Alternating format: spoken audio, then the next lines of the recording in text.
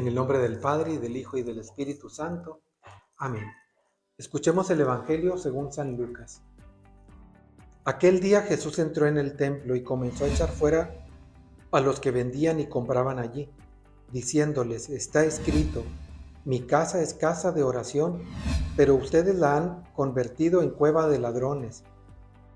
Jesús enseñaba todos los días en el templo. Por su parte, los sumos sacerdotes, los escribas y los jefes del pueblo intentaban matarlo, pero no encontraban cómo hacerlo, porque todo el pueblo estaba pendiente de sus palabras. Palabra del Señor. El templo de Jerusalén era un lugar muy grande, muy amplio. No era solamente una construcción cerrada. Había una construcción cerrada que era el Santo de los Santos, donde solamente el sumo sacerdote entraba. Pero eran unos patios gigantescos, muy, muy grandes. Era como si fueran unas plazas. Y entonces la gente iba a ese lugar a orar.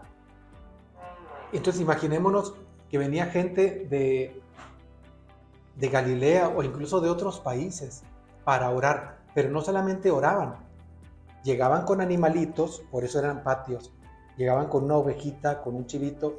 La Santísima Virgen y San José, recordemos que llegaron con dos palomitas, 2 pichones. Entonces llegaban con animalitos para que los sacrificaran los sacerdotes. Los sacerdotes en el altar del sacrificio, era una mesa, mataban allá los animales, era un tipo de carnicería. Y entonces ahí ofrecían, etcétera. Y había otros altares. Pero, pues imaginémonos la gente que venía de otros países o de otras ciudades lejanas, pues no se les hacía práctico venir con los animalitos. ¿Qué hacían? Traían dinero y en Jerusalén compraban los animalitos. Se les ocurrió a algunos pedir permiso para vender dentro del templo, y por eso a Jesús no le agradó, porque aquello ya era un mercado. Entrabas y había vendedores de ovejas, de bueyes, según esto dice, imagínate corrales ahí dentro del templo, mesas con los cambistas, casas de cambio, porque había gente que llegaba de otros países y se tenía que pagar en la moneda de ellos. No se podía echar en las alcancías otras monedas. Entonces era todo un sistema económico, era un mercado, y por eso a Jesús no le agrada.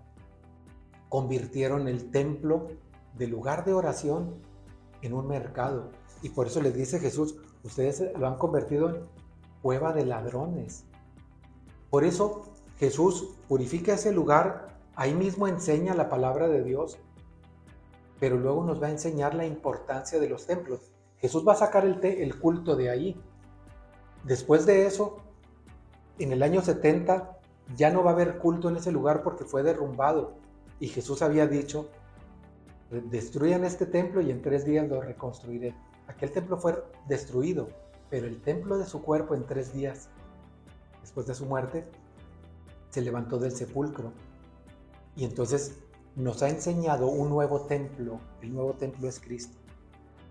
Ahora Él es el lugar del culto. ¿Te acuerdas que en la misa el sacerdote toma la sagrada hostia recién consagrada y dice: por Cristo, con Él y en Él? Cristo es el sacerdote, Cristo es la víctima, Cristo es el altar. Tenemos un nuevo culto. Cuidemos el templo, nuestros templos, lugares de oración. Cuidemos también nuestro cuerpo, que es templo vivo. Cuidemos lo que hay en él, lo que pensamos, lo que sentimos, lo que hacemos con nuestro cuerpo, porque es templo vivo. Cuidémoslo, purifiquémoslo, mantengámoslo puro, porque es el lugar del encuentro con Dios.